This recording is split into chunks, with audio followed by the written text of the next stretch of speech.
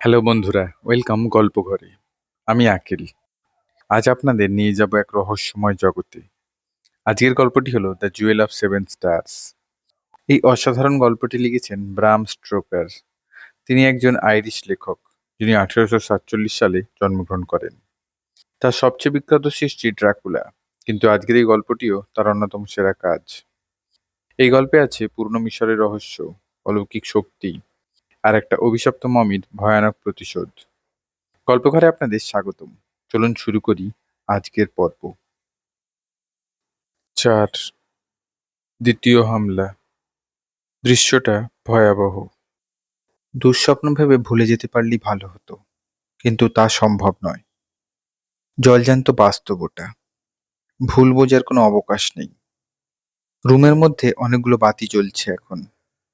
উজ্জ্বল আলো দূর করে দিয়েছে দৃষ্টি বিভ্রান্তির সমস্ত সম্ভাবনা। বিছানাটা শূন্য। নার্স কেনেডি আগের মতো বসে আছে পাশের চেয়ারে, আমার দিকে পিঠ ফেরানো, কিন্তু পাথর হয়ে গেছে ও। ফ্যাকাশে মুখটাতে ভয় বা আতঙ্কের ছাপ নেই।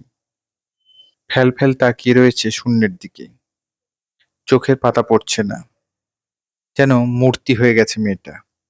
দম ফেলছে, তারপরও একটা মৃতদেহ মনে হচ্ছে ওকে। পারিপার্শ্বিকতার সঙ্গে কোনো যোগাযোগ নেই। বিছানার উপর নজর ফেললাম। এলোমেলো হয়ে আছে চাদর। মানবদেহ টেনে হিঁচড়ে নিয়ে যাওয়ার স্পষ্ট ইঙ্গিত। চাদরের এক কোণা লেগে রয়েছে মেঝের সঙ্গে। ওখানে পড়ে রয়েছে একটা ব্যান্ডেজ। মিস্টার ট্রেলনির হাতের ক্ষতটা ওটা দিয়ে ড্রেসিং করেছিলেন ডক্টর উইনচেস্টার। একটু দূরে পড়ে আছে রক্তাক্ত আর একটা খণ্ড, তারপর আর একটা। এক এক করে ছিঁড়ে ফেলা ব্যান্ডেজের টুকরোগুলো যেন ট্রেল তৈরি করেছে। আর তার শেষ মাথায় পড়ে আছেন মিস্টার ট্রেলনি, ঠিক যেখানে গতকাল পড়েছিলেন, বিশাল শেফটার সামনে। বাম হাতটা আজও শেফের ডালার দিকে প্রসারিত, তবে হাতটা আজ গতকালের চেয়ে ভয়াবহ আক্রোশের শিকার হয়েছে।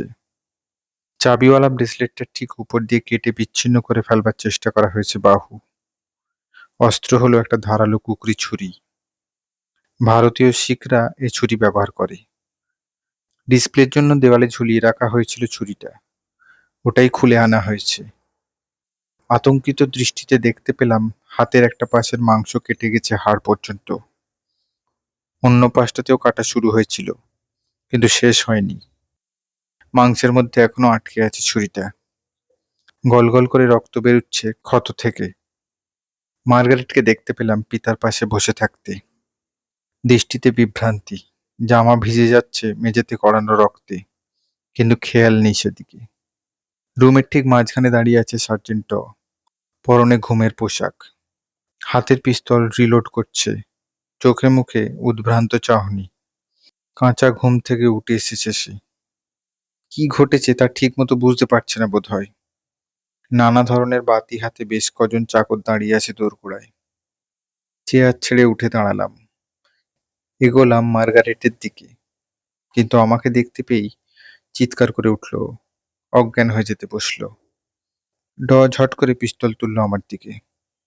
তাড়াতাড়ি রেসপিরেটর সরিয়ে ওকে থামতে বললাম, নইলে গুলি খেতে হতো এক্ষুনি। বিস্মিত দৃষ্টিতে আমার দিকে তাকালো সবাই। চেহারা নাকি আমারও ফ্যাকাশে হয়ে গেছি। ঘুমনের কারণে বেশ বাস অবিন্যস্ত।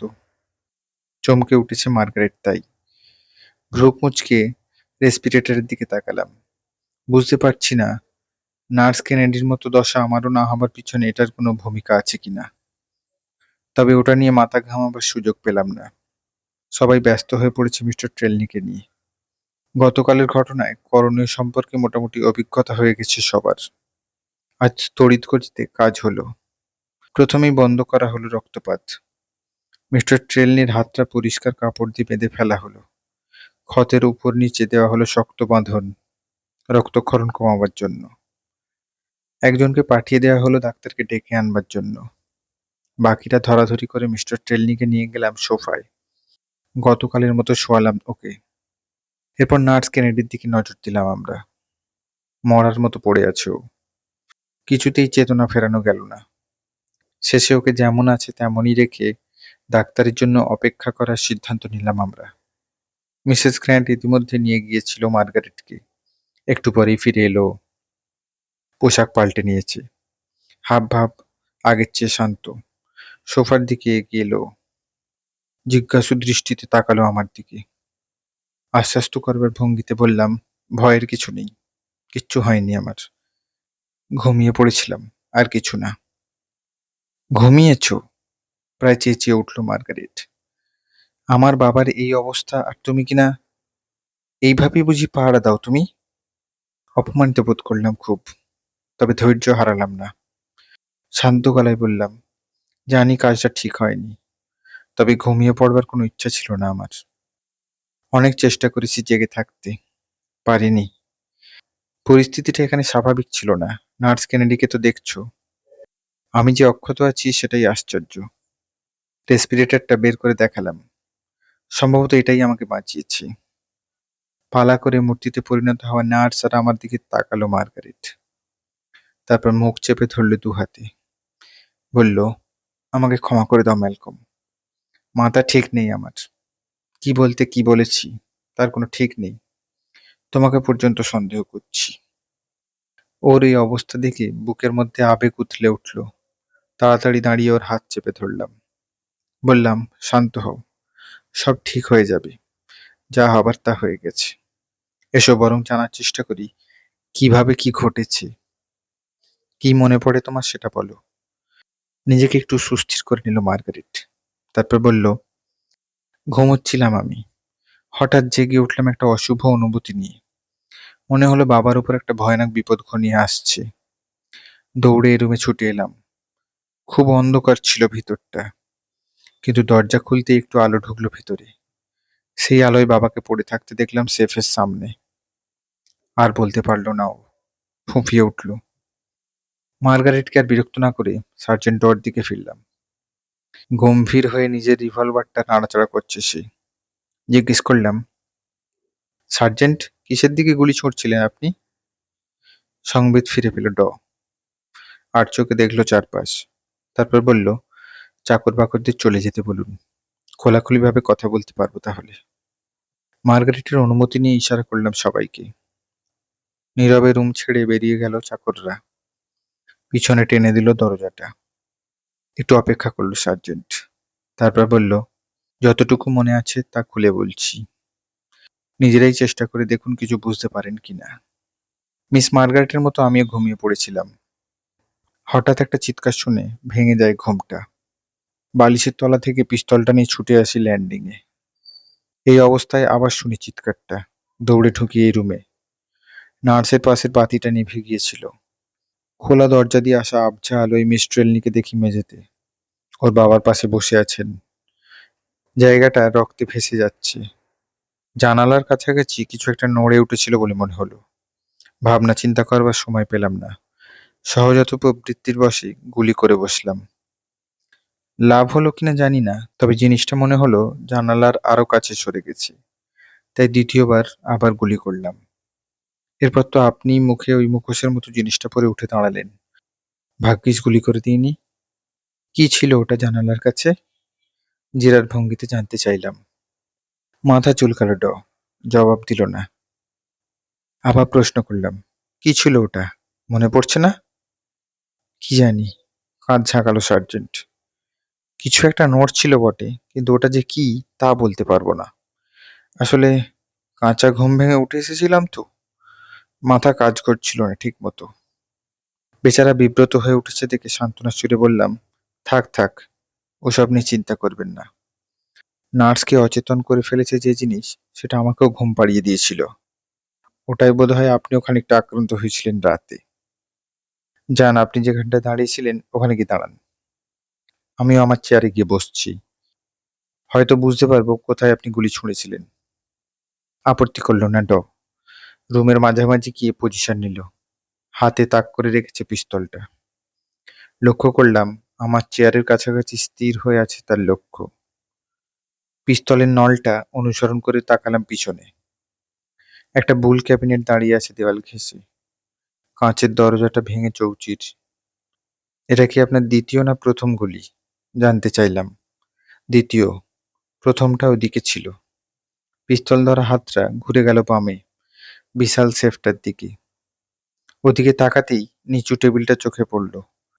অন্যান্য কিউরিওর পাশাপাশি সিলভিওর চোখের বিষ বিড়ালের মমিটা রয়েছে ওটায়। একটা মোমবাতি হাতে এগিয়ে গেলাম ওদিকে। গুলির চিহ্নটা খুঁজে পেতে অসুবিধা হলো না। কাঁচের একটা ফুলদানি আর হায়ারোগ্লিফিক্স খোদিত একটা কালো ব্যাসল্টের কাপ গুঁড়িয়ে দিয়েছে ওটা। দেওয়ালের সঙ্গে বাড়ি খেয়ে চ্যাপ্টা হয়ে গেছে বুলেটটা। পড়ে আছে টেবিলের উপরে। ভাঙা ক্যাবিনেটের দিকে গেলাম এবার। ওটা দামি কিউরিও রাখার জন্য তৈরি করা। সোনা, অ্যাগট, সবুজ jasper, amethyst, lapis lazuli, opal, granite আর নীলচে সবুজ চীনামাটির সমন্বয়ে তৈরি বেশ কটা গুবরে পোকার প্রতিকৃতি চোখে পড়ল। সৌভাগ্যক্রমে ক্ষতিগ্রস্ত হয়নি ওগুলো। গুলিটা দরজার কাঁচ গুঁড়িয়ে ক্যাবিনেটের পিছন দিক ফুঁড়ে বেরিয়ে গেছে। একটা বিষয় কৌতূহলী হয়ে লক্ষ্য করলাম, গুবরে পোকা, আংটি, অ্যামিউলেট সহ যেসব জিনিস রয়েছে ক্যাবিনেটে, সব ডিম্বাকৃতি একটা চক্রে সাজিয়ে রাখা হয়েছে বাজপাখির মাথাওয়ালা এক দেবতার মূর্তিকে ঘিরে। ব্যাপারটা নিয়ে তৎক্ষণাৎ মাথা ঘামালাম না। আরো জরুরি কাজ পড়ে রয়েছে হাতে। ভাঙা ক্যাবিনেট থেকে মমি টাইপের গন্ধটা তীব্র হয়ে ছড়াচ্ছে। রুমের স্বাভাবিক গন্ধের চেয়ে কয়েক গুণ বেশি এটা। ভোর হয়ে এসেছে। জানালার ফাঁক দিয়ে আবছা আলোর ছটা দেখা দিচ্ছে। সোফার কাছে ফিরে গিয়ে মিসেস গ্র্যান্টকে জানালার পর্দা সরিয়ে দিতে বললাম। একটু পরেই ভোরের ম্লান আলো ঢুকে পড়ল কক্ষটাতে। ভৌতিক পরিবেশটা কেটে যাবে ভেবেছিলাম, কিন্তু বিস্মিত হয়ে লক্ষ্য করলাম তা ঘটেনি। আবছা আলোয় ঘরটাকে আরো অশুভ লাগলো আমার কাছে। কোনায় কোনায় জমাট বেঁধে থাকা ছায়াগুলো সরেনি। সোফায় পড়ে থাকা মিস্টার ট্রেলনি আর চেয়ারে এলিয়ে থাকা নার্স কেনেডির মুখ দুটো হলদেটে দেখাচ্ছে। ফ্যাকাশে হয়ে আছে মার্গারেটের মুখটাও, যেন রক্ত নেই ওখানে। সব মিলিয়ে গা শিরশির করা একটা পরিবেশ। খানিক পরে ডক্টর উইনচেস্টার এসে পড়ায় কিছুটা স্বস্তি পেলাম। হাঁফাচ্ছেন ভদ্রলোক, সম্ভবত ছোটাছুটি করে আসার ফলে। রুমে ঢুকে একটাই প্রশ্ন ছুড়লেন তিনি। হাতটা কাটলো কিভাবে, কেউ দেখেছেন? একযোগে মাথা নাড়লাম সবাই। ডাক্তার তাই আর বিষয়টা নিয়ে উচ্চবাচ্য করলেন না। ব্যাগ খুলে সেলাইয়ের সরঞ্জাম নিয়ে ব্যস্ত হয়ে পড়লেন। এক পলকের জন্য নিথর পড়ে থাকা নার্স কেনেডির দিকে তাকালেন বটে, কিন্তু হাতের কাজ থামল না। কপালের ভ্রুকুটি জাগতে দেখলাম শুধু। সময় নিয়ে রক্তবাহী ধমনীগুলো জোড়া দিলেন তিনি। ক্ষত পরিষ্কার করলেন জীবাণুনাশক দিয়ে। তারপর ব্যান্ডেজ বাঁধলেন। মিস্টার ট্রেলনির চিকিৎসা শেষ হবার পর আবার মুখ খুললেন ডাক্তার। নার্সের ব্যাপারটা কি?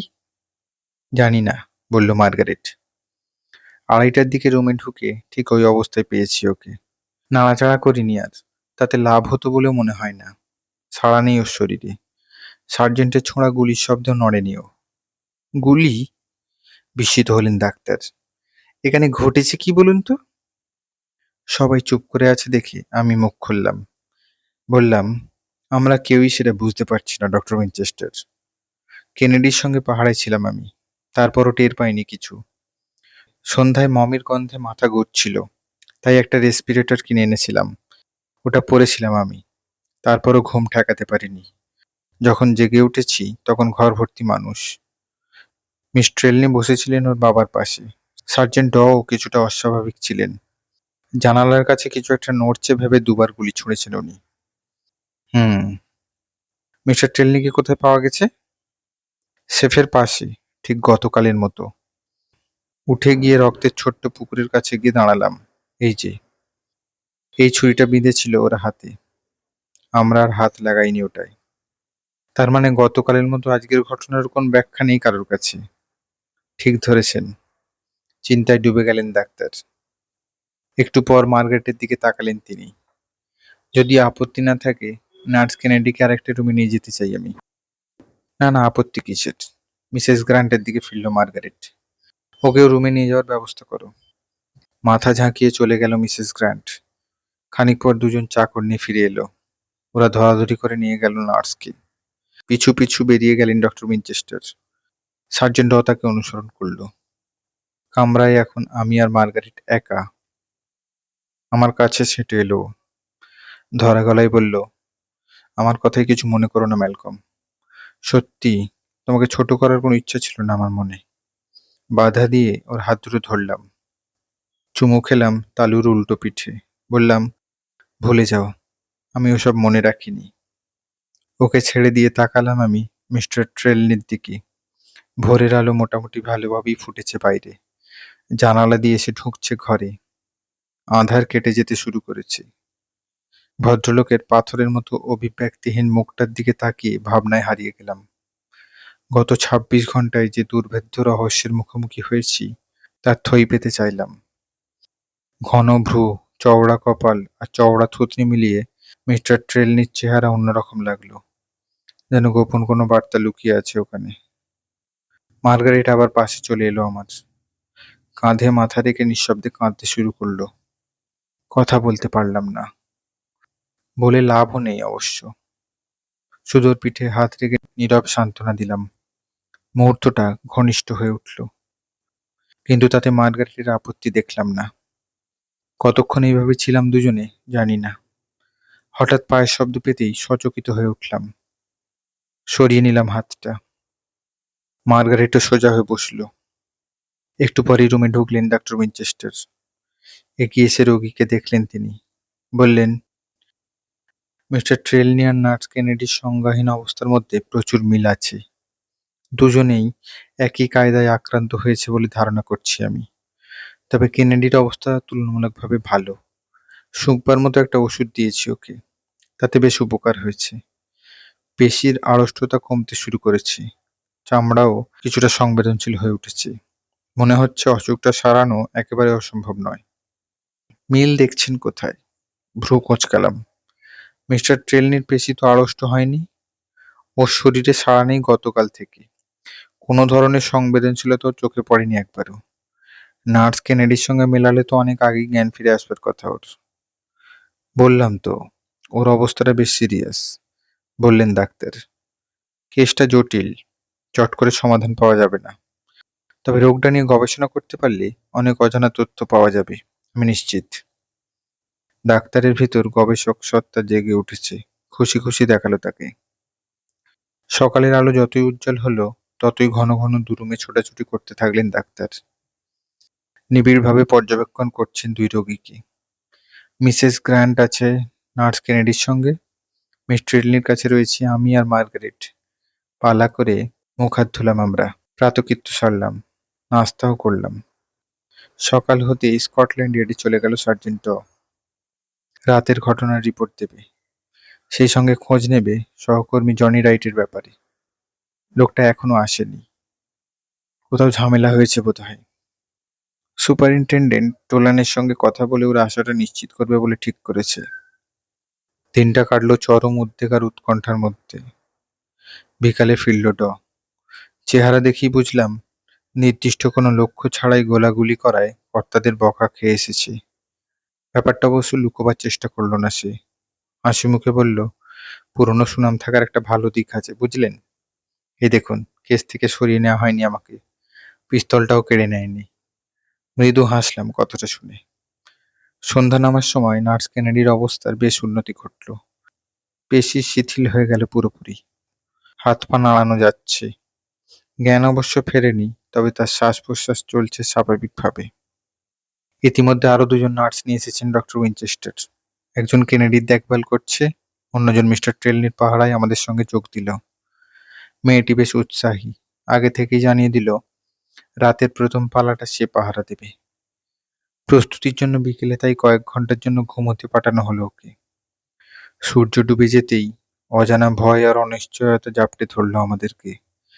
যার যার মতো সেটাকে সামাল দিতে চেষ্টা করলাম আমরা। ডক্টর উইনচেস্টারকে দেখলাম আমার রেসপিরেটরের বিষয়টা খুব সিরিয়াসলি নিতে। তিনি নিজে একটা কিনে আনবেন বলে জানালেন।